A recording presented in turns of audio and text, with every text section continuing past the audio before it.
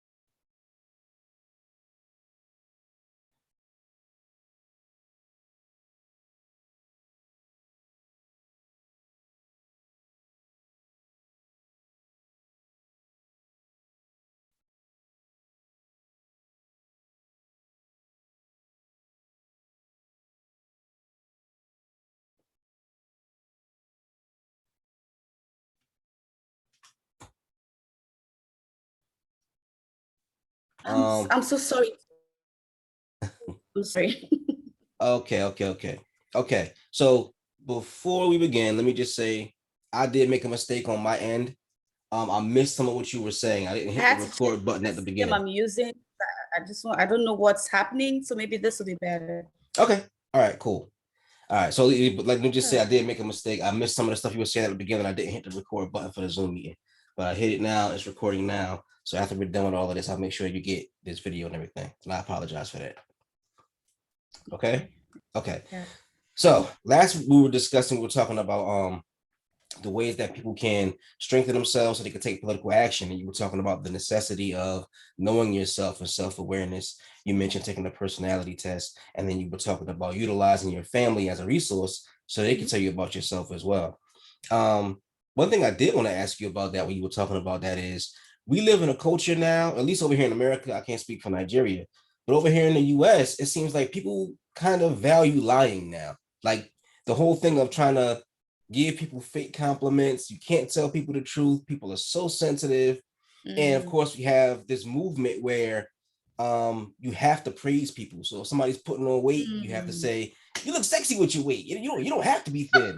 You know, if somebody is acting in a way that goes totally against what's appropriate, then we have to pat them on the back and say, you know what you're doing is great. You just do you. You do your thing. Don't worry about what people say. Just be yourself. You're a king or you're a queen.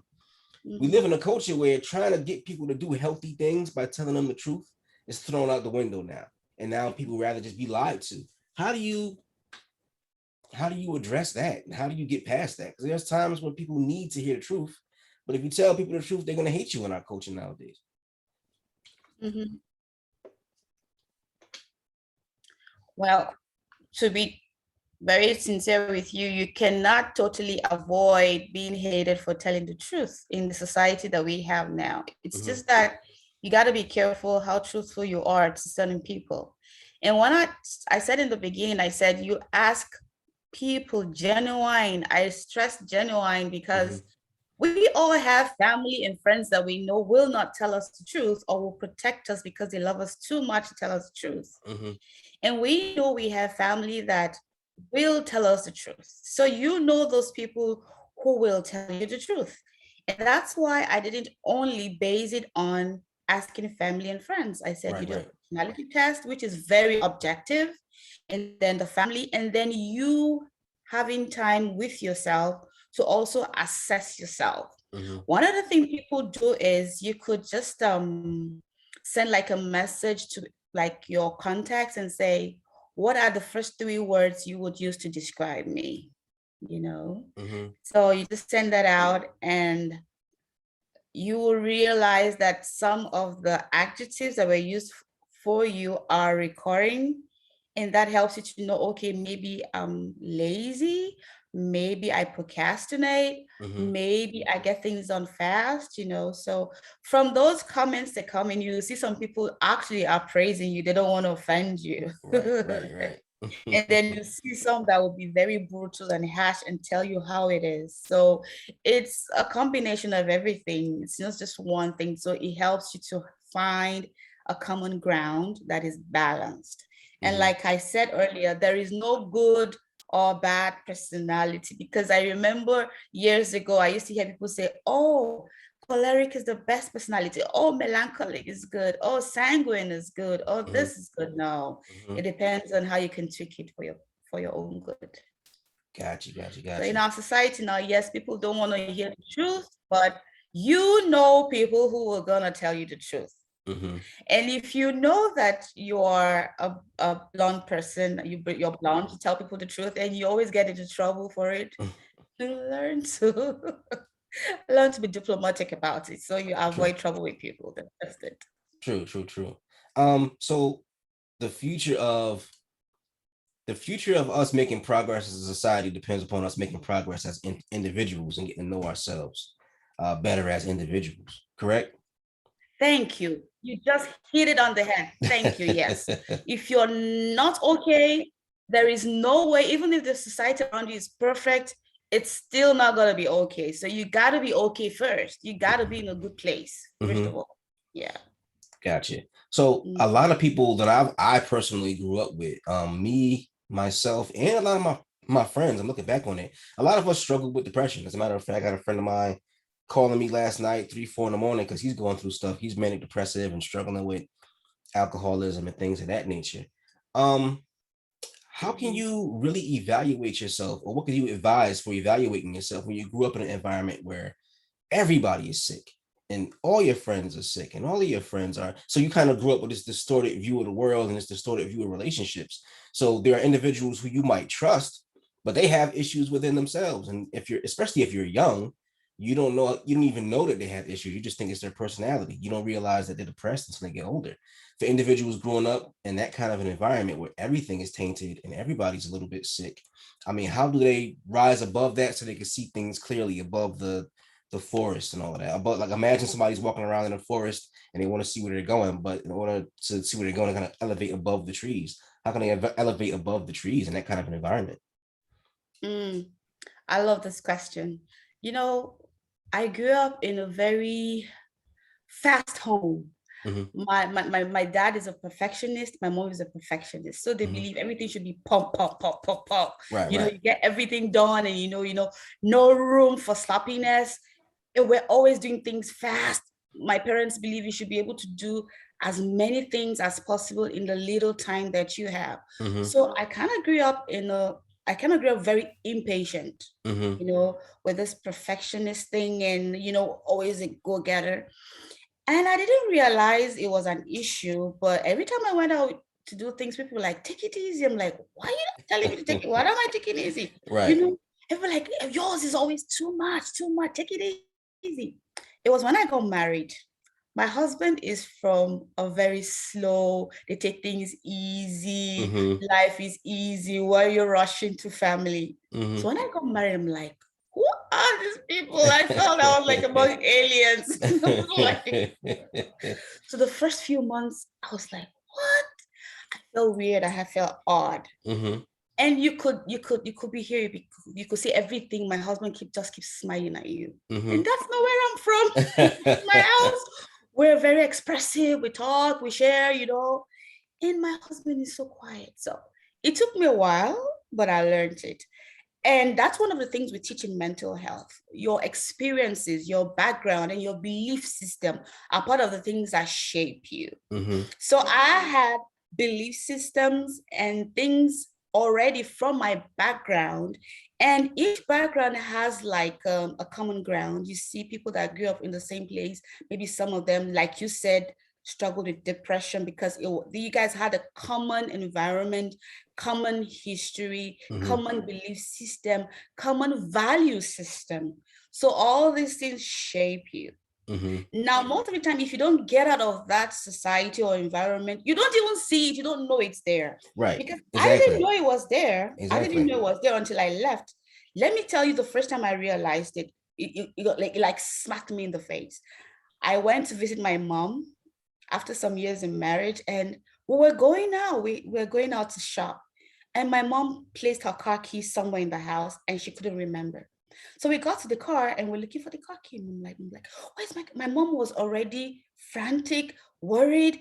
And and I stood and I was looking at my mom and was like, Mom, why are you worried? Mhm. Because I had gotten the cool thing from my Right. husband, Right. I'm Right. like, Mom, why you bothered? My mom was already red, was ready, always the cocky. How can I be so careless? Why can't I'm like, Mom, take it easy. And Mm. that was when I realized that, whoa, I was living like like I was gonna, now I see because I don't know, I don't live there anymore. Mhm. So if you don't leave that environment or Right. system, you really don't see it. Even if people tell you, you won't understand what they're talking about. Mhm. So that's why sometimes when you coach people, you tell them, take a break, travel, take a vacation. Mhm. Sometimes when you mix with other people, you see things from a different perspective Mhm. and you begin to realize, oh, I think this is a problem. Oh, I think I need to work on this. I need to tone down on this. I need to increase my momentum on this.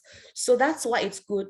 I love to travel. It's good to travel and it's good to associate with people, not just anybody, but the kind of people you want to be like. So I don't make friends with just everybody because if you make friends with the wrong person, it's gonna draw you down. It's gonna Right. bring you back. You can imagine you made progress for some months and then you make a very wrong friend and pulls you back years. So I don't want that. So when I see people, I study people, I'm like, I love this something about that person. I get close to learn how they got there so that I can also learn it. Mhm. So, but if I see someone that doesn't have anything I want or I like, honestly, you're not going to get into my inner circle. So Right. that's why you need to control your circle of influence. That's what we call it in mental health. There are people that are very close to you. You have your innermost circle, inner, and then you have your outer circle. There are some people that should be and should remain in your outer circle. You don't take them into your innermost circle. Right. And there are some people that are in your innermost circle that you don't joke with no matter what. So your circle of influence also matters. If you see that your society isn't helping you, you can change, you can leave, but we don't like change. Nobody Right. likes change, and change is difficult, really. But when you are aware that you're not happy with certain things, you need to make a change, and it's up to you. That's why I said it starts with you. Right. When you start to learn about yourself, you become self-aware, you realize this isn't helping me. I need to change, I need to move. Mhm. When you get to that stage, even if people tell you you're not going anywhere, it's not going to affect you. You have this burning passion and desire to just move. That's why you see some people sometimes just carry their things and say, Mom, Dad, I'm leaving home. Right. And the parents just don't understand why they're doing that. And they leave home.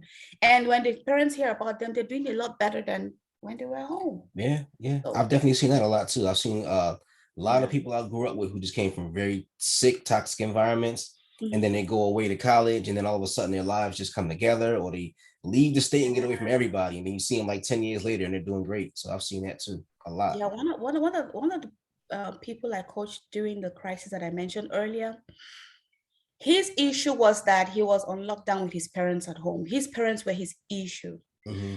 and they were very toxic to him. I tell you, this guy will go into panic mode just being around his parents. Hmm. So it was really, really terrible for him. And the parents didn't know, you know. So he had been doing okay because he'd always stay in school. He would just call home or just visit home briefly. But because of the lockdown, he was at home with them. He had serious mental issues, as in serious mental issues. So you see in that situation, this guy is doing well and better when he's not at home. When Hmm. he goes back home, he goes back into mental issues. So Right. yeah. Unfortunately, yeah. So one of the things that you were mentioning was going to people close to you, and you mentioned family. I know that one of the issues happening in America is the rapid, devastating breaking of the Black American family. You see a lot of people who having kids without being married, individuals who are together, they have a kid, they break up. A lot of kids that I grew up with, including myself, I didn't live with my dad growing up. A lot of fathers are getting incarcerated. A lot of mothers are being separated from their kids. As the family is being broken down in our culture, Mhm. how do you address something like that, and how do you repair something like that when there's so much trauma just being in the family, and so much pain and stress and trying to bring the family back together, and everybody has been conditioned with kind of an individualistic mindset. I mean, it's almost impossible to make real progress as a people when the family is destroyed. When I say family, I don't just mean your blood relatives. Because Mhm, for me, I have found more solace and more help with people who aren't biological families. I've made mhm, families through friends, through acquaintances, and I've had better progress with them than my own immediate and biological family. Like you said, in the US, we also have it in Nigeria. You have so many family disputes, you have sibling rivalry, you mhm, have siblings who are like stark enemies and that they can't even agree on anything, and it's so bad. They're like real bad enmity amongst them. So I'm not talking about biological family right now. right. I see family as anyone who has been of help and who has been positively instrumental in my life and I can lean on Mhm, and depend on.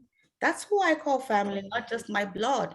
Because I know people whom their families have been their major issues in life. mhm, So you're not gonna tell me because you have bad family, then you're not gonna have family at all. No, the earth itself is a large family. mhm, So whoever you call family is your family. People adopt people and people get to know people. I know people who have friends who are even better than the families they have. right. So family doesn't have to be your biological family that you share blood with, but anyone you see who's a friend and has become so dear that they're like a brother and sister or parents. I have biological parents. I have parents in the US that we're not related, but my goodness, what they've done in my life, Mhm, they've done a lot more than my biological parents. So I call them family. mhm.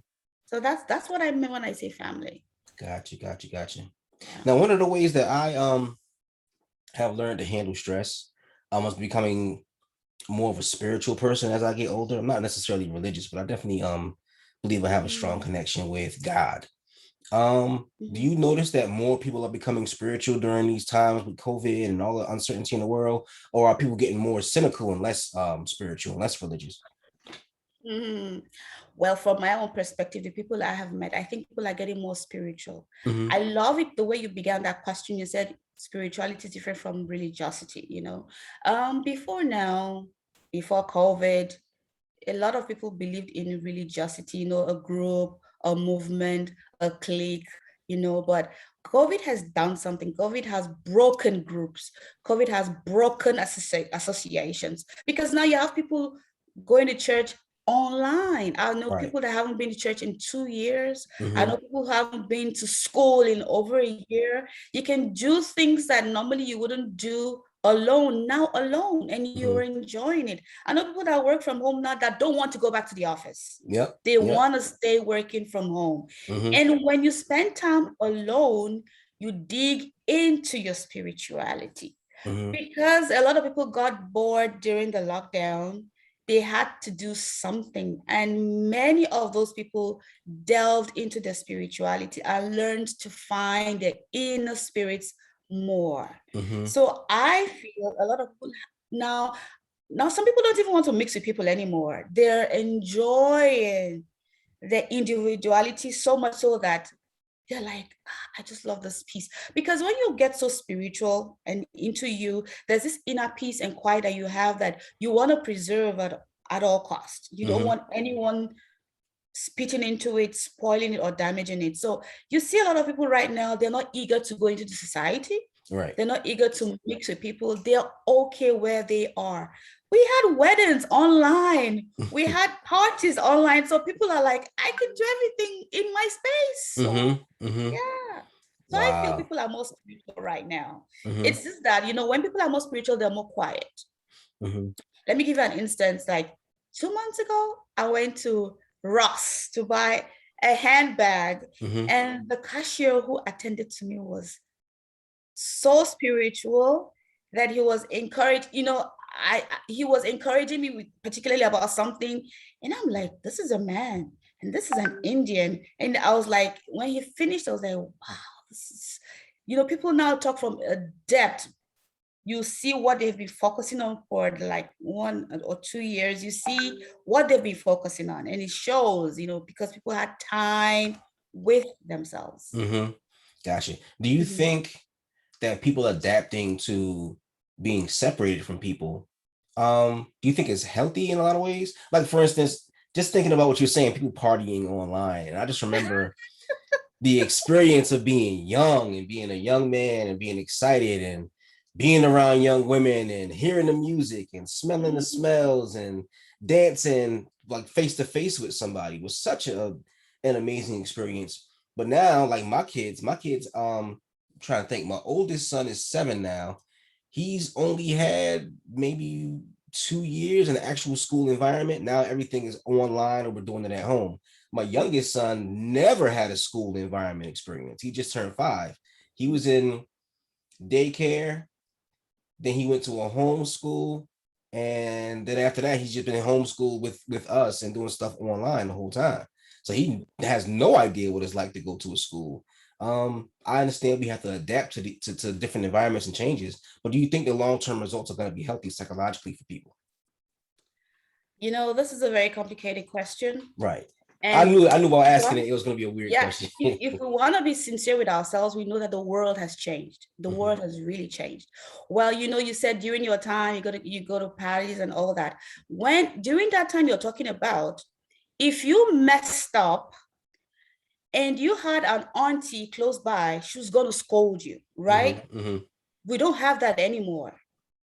If your son misbehaves and you have an auntie close by, she's going to look away because she's trying to be careful. He's not my son. Mhm. When we were a community and fellowshipping together, everyone was like a family. It's no longer like that. Even siblings, it's no longer like that. So the world is adapting to the way the world is becoming. Because if you have kids fellowshipping together, community together, but it's not a healthy society, it's going to be a problem. So honestly, I don't see anything wrong with the way things are, because you leave kids alone for some time, there's nobody to supervise, and even the adults that are supervising them are too busy to Mhm. correct them, or they're being too, I don't know the word to use, but Like these days, cautious. I don't know what the parents or adults don't scold kids anymore. They don't correct kids Right. anymore. I was in the US about 10 years ago, and I took the bus. And a woman in a wheelchair was going to enter the bus, and this guy walks in before her. Guess what happened? The bus driver tells this kid to go back outside Mhm. and tells him to apologize to the woman in the wheelchair and helped her to get into the bus. And she said, son, next time you don't do that. I kid you not, I don't think anybody's going to do that in the society right now, because the boy could get violent and insult her or something. Mhm. But that's what I'm saying. Then people were correctable, people would listen, but now it's not like that. You can't Mhm. talk to anybody anyhow anymore like now. Mhm. So it's better you take care of your child and monitor and understand how they are, than leaving them to mix with others, and then they bring back a lot of trouble. I've had my kids go to parties and they come back and they're like saying some funny things. I'm like, where did you pick that up from? Just a few hours with some kids and you're already saying this. So Mhm. yeah, I know, but when you talk about that, you now question the social skills. But I had to enroll my boys in an online social skill class because you have everything else. So the class teaches you how to be social, how to relate with other people and all that. We didn't have that in our own time because we didn't need it. Right, right. So everything that is happening now has a backup. So I think everything is fine. I think everything is still fine. So Gotcha. I was reading an article years ago because in my spiritual journey, I've tried to study everything. And African Americans, our ancestors come from Africa. So I wanted to learn a little bit about African spirituality. And there was an interesting article I was reading about using like a old African spiritual technique to reduce stress in our modern world. And it was talking about how, and I forgot what the term was, but it was a term for like a drum ceremony or something like that. And it said that the individuals, the participants who were Africans, but they were modern day Africans, they were using this old technique, and they just seemed to kind of just like adapt to it, like a duck to water. Like soon as they heard it, soon as they went into it, they knew exactly what they do, and it went smoothly. And the article used the term. It said that inside the participants, there were biological pathways that mediated participation, meaning that there was something in them that was already familiar with it biologically. I mean, do you believe in that there's something in us that when we hear something from the ancestors, something from the old days, something from before slavery, that it resonates with us simply because it's a part of our biology naturally? of course, there is, because we have an origin, whether we accept it or not. We come from somewhere, we're from something, and we have a history, so we just didn't drop from the sky and just begin to be. We have a history, we have a link with our ancestors and with our lineage and all that. So yes, it happens. It really does happen, and I believe in it, especially in Africa. We have it, and we still have societies that practice it very much. Traditionalists, they do it very much. So you have in Africa, I don't know about other places though. So you have issues, and they don't resolve it medically. They resolve it through this traditional means. Right. For instance, maybe someone has dementia.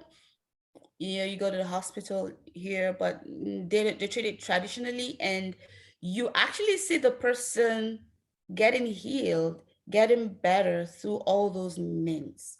I don't know about them. I've read about them.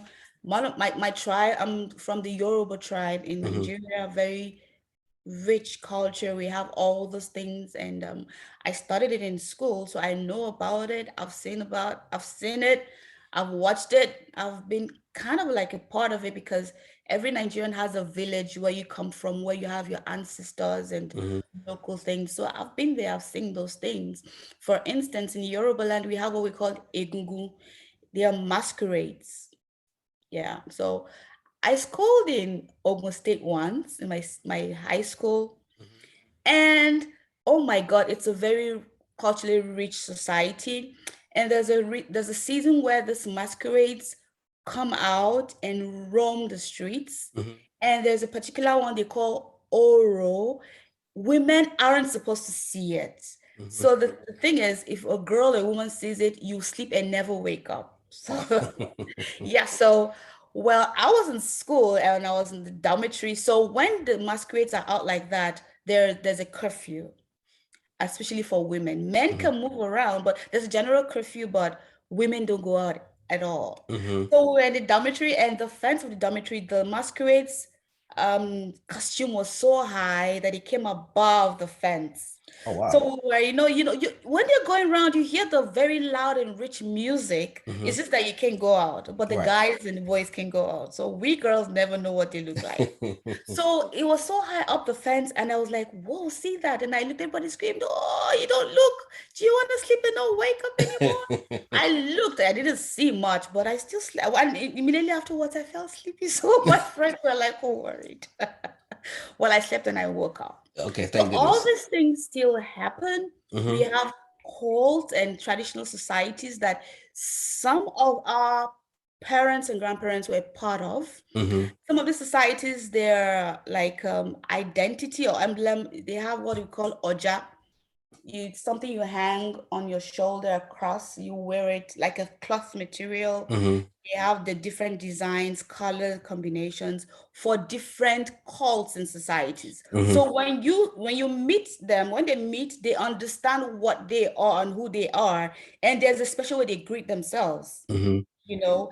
And one of the things I remember very well about these people is when they die, they're not buried. You don't bury them normally.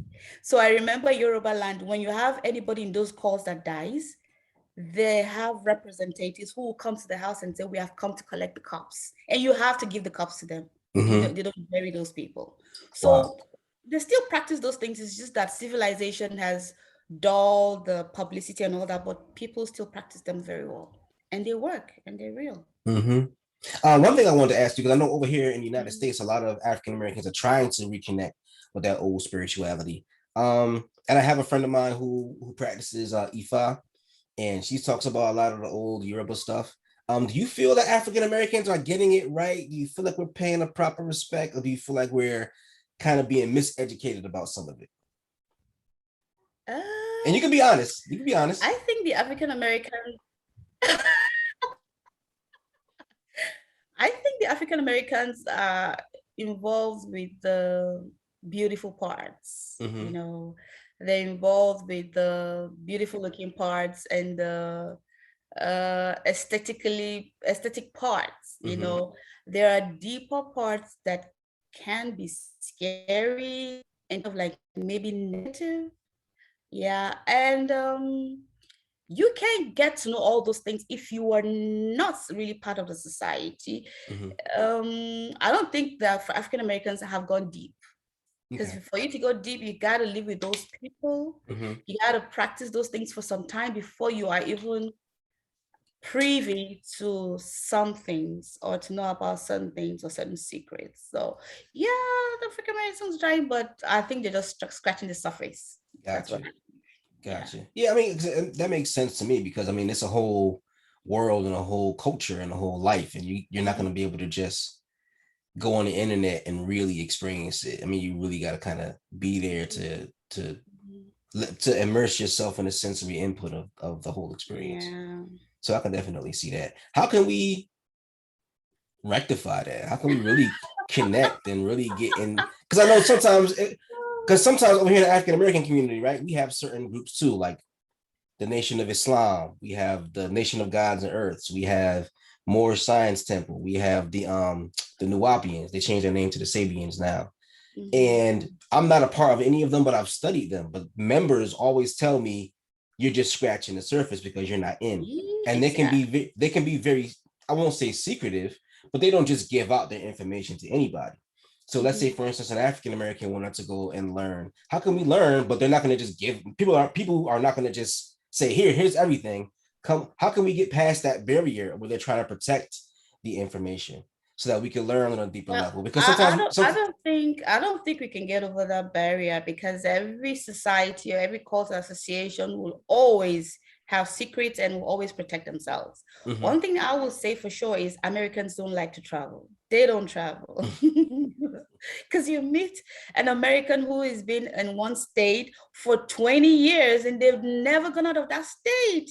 And I'm like, don't you want to see the world? Mhm. In just like you mentioned, all the societies and cults or societies that you said you read about or they tell you the members talk about, they came to America. They Mhm. came to America, didn't go to them. Mhm. So you learned, I'm sure the things you learned about the Indians and other things is because those people came to your society and you learned those things about them. So one of the things I would say is maybe Americans should learn to travel and associate with these people. There was something I was reading online some time ago, a white lady who was learning Yoruba and Yoruba tradition and other things. My God, she spoke the original indigenous Yoruba language that I'm Yoruba couldn't speak, Mhm. because she had to go there and live with them and learn it, you know. And Mhm. even as she's there, it's going to take a lot of time and trust for them to also reveal certain other deeper things to her. So that's why I say I don't think there's getting over that secretive thing about societies, because you can't, except you want to be a member of every society. That's Mhm. how you're going to learn about all of them. So all I can say is the one you want to learn about, be a part of them. And it's kind of scary because sometimes you're part of them and then you realize this thing is not so good for me. It's not easy getting out. You're part of them, you got to be part of them. That's how it is. Gotcha. Now, me and you, when we first met, we had a conversation where we were talking about some of the Yoruba spirituality. And you said something I thought was very Mhm. interesting. You were talking about your perception of the god Ishu or the Orisha Ishu. And you were saying that, yeah, you were saying that you were raised in a more Christian environment. So you were saying that, if I recall correctly, if I'm wrong, correct me, please.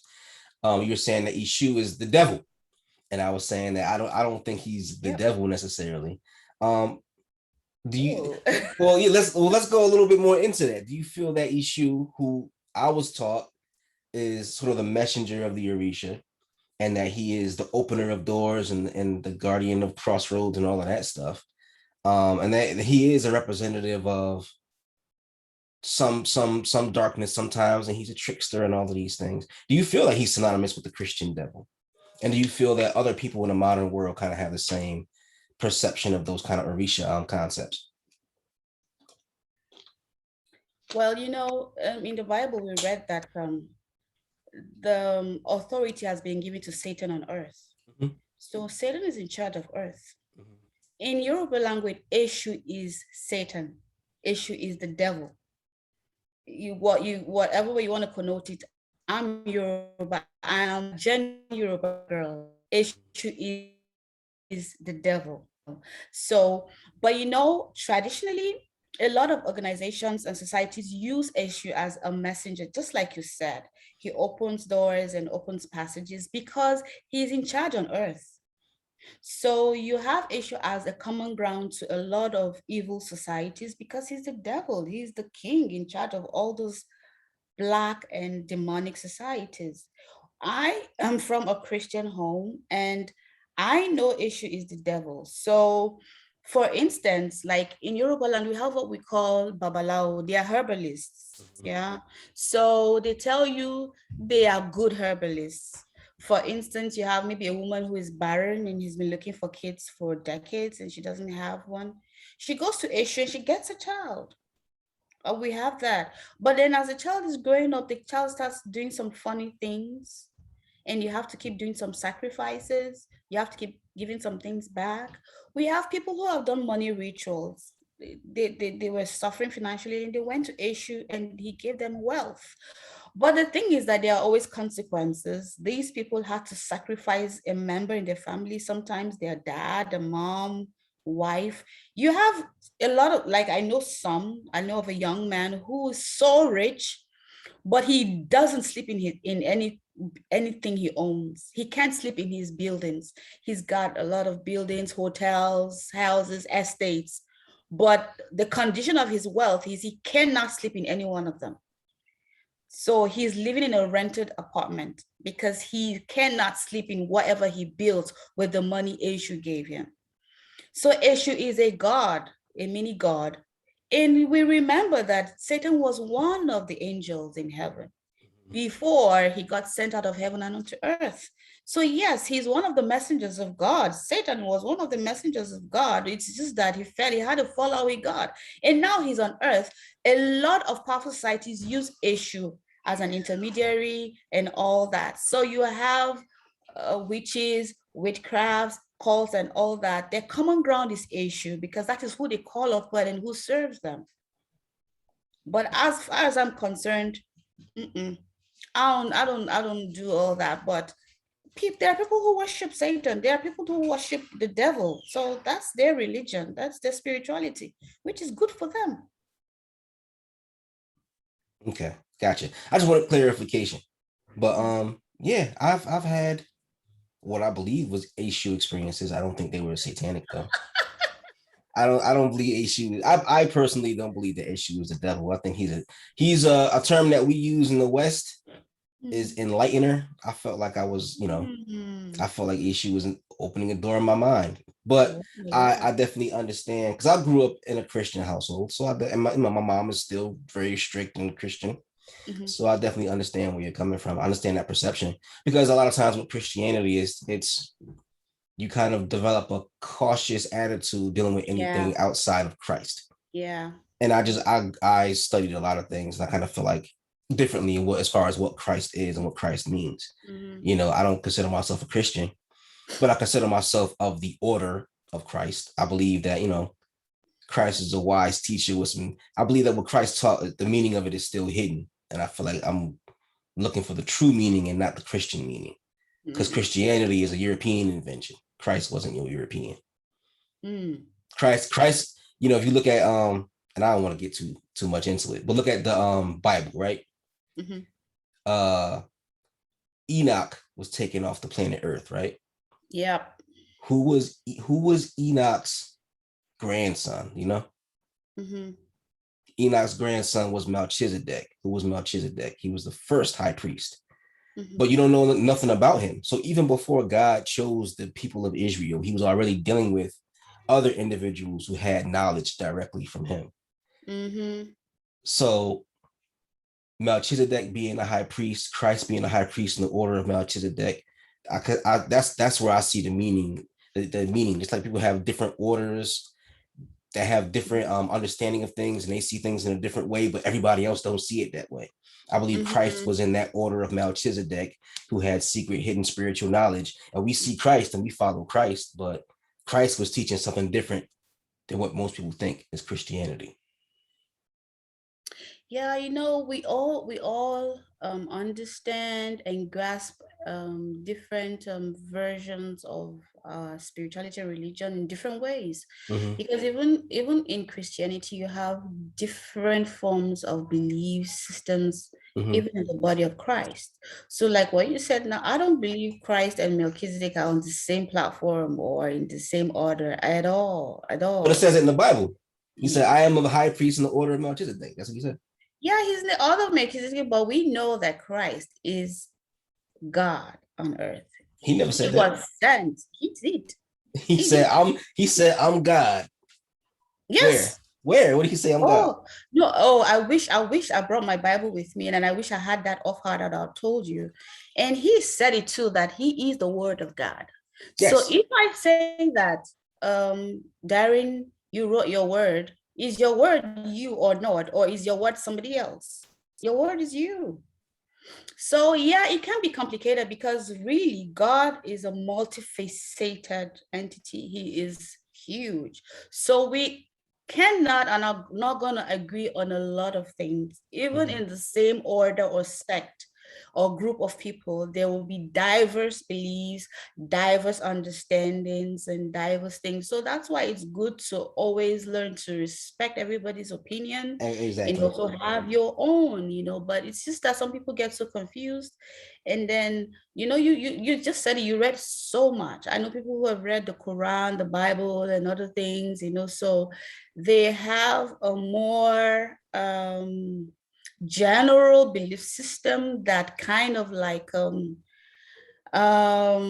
excuses some things, just like you're saying that to your issue is not the devil Mm-hmm. and all that. So because you read so much about him, you've gotten to see some things you admire about him, you like Mm-hmm. about him, so you kind of like associated with some part of him. So that's why when somebody else comes to tell you another part, that's not the part you know a different part. So that's just it. Because some people tell you they don't believe in God, Mm-hmm. so it's just like that for everyone. So Right, yeah, right, right. everyone. But I don't believe Jesus is in the order of any. If Jesus says I'm in the order of this, he's trying to explain a relationship, not a status or a level, or like to say we are the same or we are at par. Mm-hmm. So I believe Christ is, no matter what, he's far above because he's the word of God. And nothing can come near the word of God. God is just on a level on his own. So we all believe differently. And some people tell you there's no God at all. So you Mm-hmm. see, Mm-hmm. Yeah. I yeah, so mean, that's it's it. one of those things you can go into it Mhm. forever and debate about it forever. And that's another thing that I believe with my spirituality too. I don't think a debate is necessary. I believe I just look at people. If you're a good person and something works for you, then Mhm. just be a good person. Because we could debate about it forever and the wasting our time and not getting spiritually stronger. So That's what I Yeah. believe, focus on becoming spiritually Yeah. stronger. I don't have to necessarily be Yeah. right. I understand that I could be wrong about a lot of things. Mm-hmm. And I think that's very Yeah, important. that's true. So that's why I really don't worry about people's religion when I meet them, but I worry more about your spirituality, what vibes you carry, kind of Mm-hmm. person you are, because there are people that tell you, "Oh, I'm a Christian," but they're terrible. They're really Right. not nice. I met a And lot of so those too. because you tell me you're a Christian doesn't mean that I should be friends with you because you're a nasty person. I've met Right. people of other religions that aren't my religion that are very nice and we're very good friends, Mm-hmm. almost like family. So Right. I don't believe in religion. I believe in spirituality, who you Right. are and what you are. So yeah. Right. Exactly. And that's the most important thing. Who are you? Because you could carry any religious title, but if you're not a good person, ultimately it don't matter. So I believe that good people are always going to find good people and always connect with good Mhm. people. And I try my best to leave it at that if I can. Yeah. Mhm. This is an interesting conversation. I'm glad we met Mhm. and we're able to have this conversation. I think this is amazing. I wanna share with people what our connection was. Hmm. Remember, we took our kids to the playground. Yes. I remember we were at the You have playground two boys. I have two boys, and I have and two boys too. we were about to leave the park, and I called my son. I said, "Obatola," like, whoa, that's the name of a god. I'm like, what? And the funny thing is, it never occurred to my husband and I. That is Obatola, not Obatola. In Yoruba language, you can have a word meaning 10 different things, Right. but the punctuation mark tells you the differences. So Got you you. can have the same word and you see like having like 8, 10 different meanings. That's how rich the Yoruba language is. Mhm. So when you said a God, I'm like, a God? I'm like, oh, Obatola. So his name is Obatola. Obatola means God of all sufficiency. And Mhm. Obatola is one of the old ancient Nigerian Yoruba gods. Mhm. So when you mention, I'm like, whoa. And I'm like, this guy has read Yoruba culture to a depth. A little bit. And That's a lot I can that learn. was how we connected. And that was how we got talking and all that. So I just Mhm. wanted to share that with everybody here. Yes. And yeah, my son, I named him Divine because I wanted him to have like God like characteristics. I wanted him to, you know, I wanted him to see the energy of God within himself. So I called him Divine. And my youngest is Destin, like Destiny. So I kind of gave my sons those kinds of names too. Like I wanted my sons to have important names and spiritual names. So Mhm, that's mhm, interesting. mhm. Yeah, it was interesting because at that moment we were getting ready to leave too, and you just happened to call his name. So I think it was interesting that the timing was so perfect. Oh, you're freezing up again. Can you hear me, Dr. Faith? Okay, yeah, it froze up again for a I quick can second. hear you. I can hear you. Okay, yeah, it froze Mm, up again for a quick second. But yeah, we covered a lot. We talked about a lot mhm. of things. This is a really interesting conversation. I want to wrap up now as I go check on my little ones and we're gonna go to the park. But yeah, thank you so much for having this conversation with Yeah. us. Before I go, like I said, I made a mistake and didn't record the beginning of the conversation. I missed a few minutes, but yeah, I want to plug my book again, Easy, a Guide to Mindfulness and Meditation for Kids 8 to 12. I want you to plug your book again and let people know what you're going to be working on in the future so people can come check for you and come see you and participate as well. And leave your all your information, your social media, all of that stuff. Mhm. Okay, that's a lot. My name is Dr. Faith Obafemi. I am a veterinary doctor and I have a master's degree in physiology. So I have been a university lecturer for medical students for 14 years in the university. I lecture, I do research, and I'm a clinician. Because I'm a doctor, we also treat our patients at the teaching hospital in the university. So I've been also doing that. Um, Let me see. I've also traveled and I've taught in different universities, done research in different places. So my research is focused basically on alleviating stress. As a physiologist, what I want to say is what I can do to remove or relieve stress in any way whatsoever. So that has been my research area. And then quite recently, I delved into COVID-19 research, and I also got a treatment for multiple myeloma cancer at Bowie. I had a program at Bowie State University. I was a Fulbright scholar there for 9 months, and I found discovered one for multiple myeloma.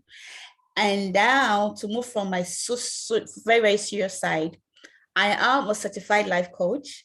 So I have a coaching outfit called Boost from Faith Academy. That's my background. Let me see, Boost from Faith, your success partner. Yes.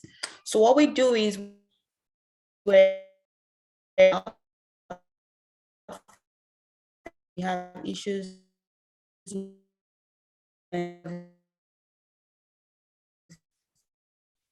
environment. So we do basically that. You can visit my website .boosts. Boost has an S, Boost from Faith Academy.com. We have our social media handles, Twitter and Instagram, we're BFF Academy _.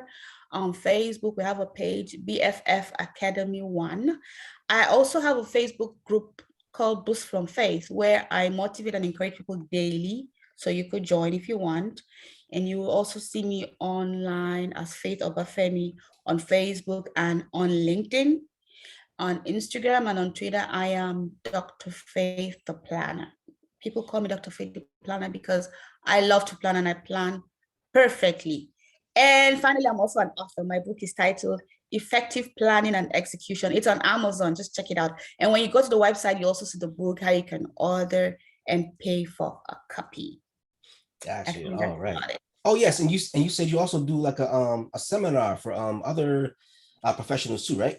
Yeah, I organize seminars and conferences. I do public speaking. We do sessions, we do training. So if you want anything on mental health, emotional intelligence, anger management, name it, we do it. I said earlier this year in February, we gave 12 undergraduate students who are entrepreneurs, we gave them some funds to help encourage their businesses. We did that because we're trying to reduce the unemployment rate in Nigeria, so that when these entrepreneurs graduate, they can employ other people. So we have our conferences in February and September. It's always the first Thursday and Friday of those 2 months. And it's always virtual, so you can join from anywhere in the world.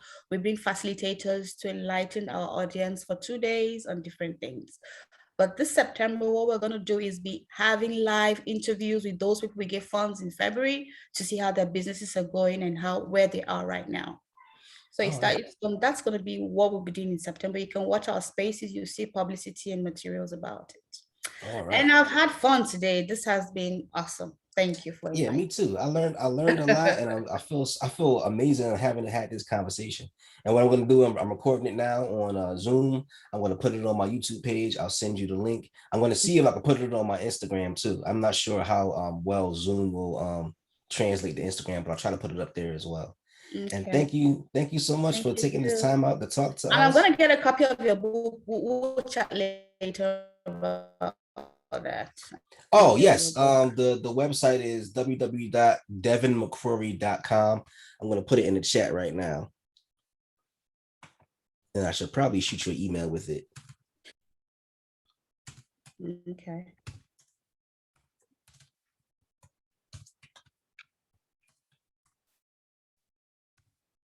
And I always double check because I always make mistakes. You do everything perfectly. You can send that to me later. I'll check it later. Okay, all right, absolutely. And thank you so much for your time. I'm gonna wrap up now. Dr. Faith, salute, peace and blessings for all the hard work that you do for everybody. You're doing so much for everybody, and I like the fact that you're doing so much for people. And hopefully all the work you put out for everybody comes back to you in the form of infinite success for everything that you've done for everyone. Amen. Thank you. All right. Have a good day, Dr. Faith. You too. Bye. All right. Bye-bye.